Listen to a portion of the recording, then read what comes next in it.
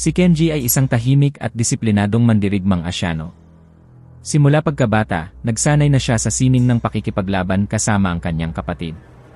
Pareho nilang pinangarap na balang araw ay maging pinakadakilang samurai sa kanilang lupain. Ngunit sa kabila ng disiplina, alam din niyang maging bata, naglaro, tumawa, at naging masayahin. Tumalo ng salaysay patungong Japan, taong 6009.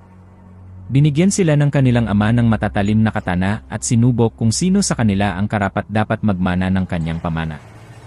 Upang patunayan yon, kailangan nilang maglaban. Subalit ibinaba ni Kenji ang kanyang espada, hindi niya magawang itaas ito laban sa sariling kapatid. Si Koshi, ang kanyang kuya, ay nagdalawang isip din sa una. Ngunit nang makita niya ang pagkadismaya sa mga mata ng kanilang ama, at kung paano sila parehong tinanggalan ng karangalan, may isang bagay na nabasag sa kanyang kalooban. Mahigpit niyang hinawakan ang kanyang espada at biglaang umatake kay Kenji. Halos wala ng oras para makaiwas, nasugatan si Kenji sa kanyang pisngi, isang hiwang nagmarka hindi lamang sa balat kundi maging sa kanyang dangan. Dahil sa pagtataksil ng kapatid, nagpasya si Kenji na tumaka sa kanilang templo, at lumipas ang 20 taon. Namatay ang kanilang ama at si Koshi ang naging bagong pinuno. Samantala, nanatili si Kenji na tahimik, namuhay bilang isang simpleng magsasaka sa malayong lugar. Ngunit nang mabalitaan niya ang pagkamatay ng kanilang ama, nagpasya siyang bumalik, armado ng pinakamahuhusay niyang sandata at matalim na tabak. Samantala, habang si Koshi ay nagluluksa at nagpapaalam sa kanilang ama, isang bagong predator ang dumating sa mundo. Tahimik nitong pinagmasdan ang mga tao sa paligid, naghahanap ng susunod na biktima. Isang bantay ang walang kamalay-malay na lumapit sa lawa, ngunit bigla itong sinalakay ni Kenji na nagtatago sa loob ng isang punong ugat. Doon nagsimula ang pakikidigma na magpapasya kung sino ang tunay na tagapagmana. Hindi alam ni Kenji na siya'y minamarkahan na ng predator bilang bagong target at tahimik na sinusundan ng halimaw. Sa gabi, gumalaw si Kenji na parang anino, dahan-dahang papalapit sa kanyang kapatid. Tumakbo siya sa mga bubong ng templo, ngunit may isang bantay na nakakita sa kanya at nagmadaling tumunog ng kampana. Bago pa man ito makapagbigay ng babala, mabilis na tinapos ni Kenji ang buhay nito. Gamit ang kanyang bilis at matinding disiplina, pinatay niya ang iba pang bantay nang hindi nag-iwan ng bakas. Ngunit hindi niya inaasahan ang karagdagang mga bantay na nakabantay sa mga tor. Nang makita siya ng mga ito, agad nilang sinindihan ang mga hudyat, dahilan upang maghanda ang lahat para sa isang madugong labanan.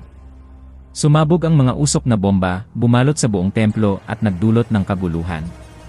Sa gitna ng kalituhan, mabilis na lumaban si Kenji, pinapatay ang mga kalaban, ngunit sinasadya niyang hindi patayin ang kanyang kapatid. Sa wakas, nagharap silang magkapatid, si Koshi, nakasuot ng pinakamatinding baluti, at may hawak na matalim na katana, at si Kenji, armado ng mas payak na tabak. Walang pag-aalinlangan, unang umatake si Koshi, ngunit hindi umatras si Kenji.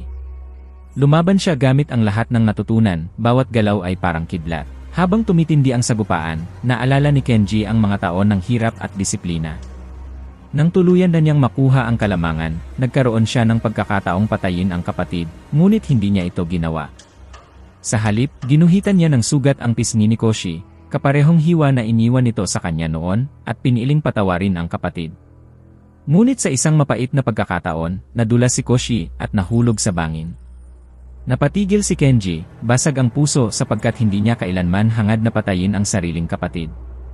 Habang siya'y nagdadalamhati, napako ang kanyang tingin sa isang lumang larawan ng kanilang ama, ang taong siyang naging ugat ng kanilang kapalaran. Ngunit biglang napunit ang pader at lumitaw ang predator mismo sa kanyang harapan.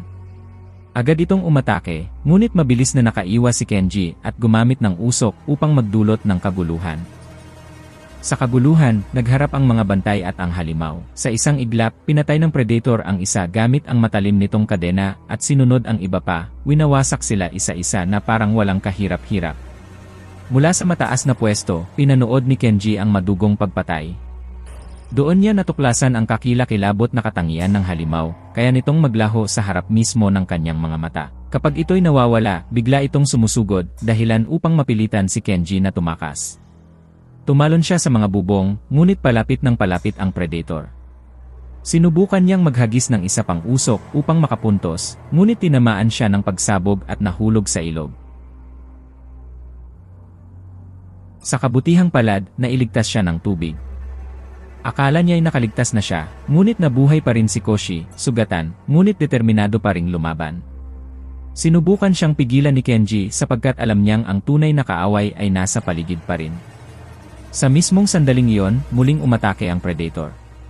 Itinulak ni Koshi si Kenji upang mailayo sa panganib, ngunit nakita ni Kenji ang sugat ng kanyang kapatid kaya siya mismo ang humarap sa halimaw.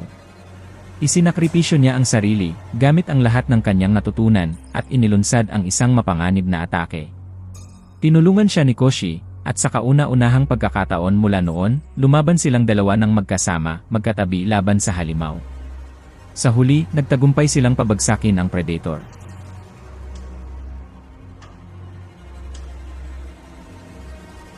Ngunit malubhang sugatan si Koshi, at nalagutan ng hininga sa piling ng kanyang kapatid.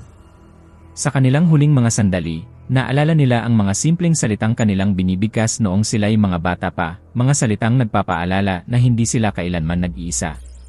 Sa huli, namatay si Koshi sa mga bisig ni Kenji.